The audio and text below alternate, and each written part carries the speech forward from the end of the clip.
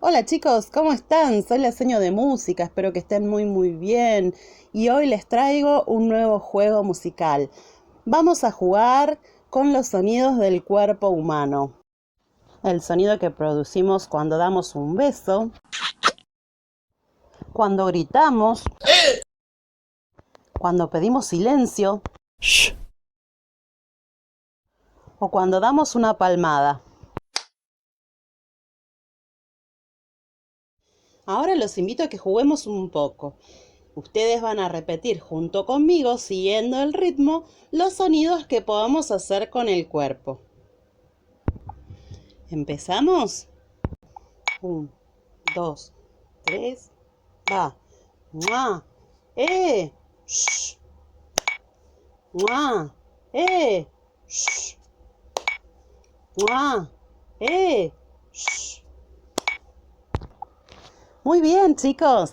Ahora, cuando llegue el momento de hacer el aplauso, yo voy a hacer silencio y ustedes van a aplaudir, ¿sí?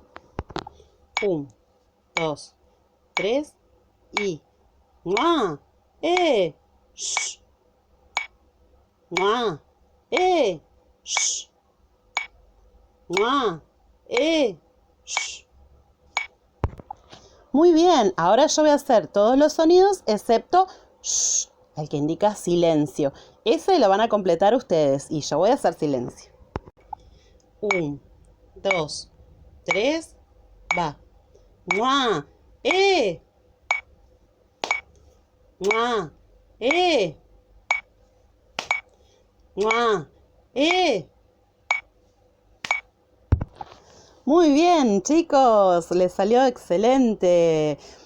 Sigan jugando y sigan practicando con el ritmo, canten mucho en casita y espero que esto pase pronto y nos podamos volver a ver en el jardín. Los quiero mucho, chicos. Chao.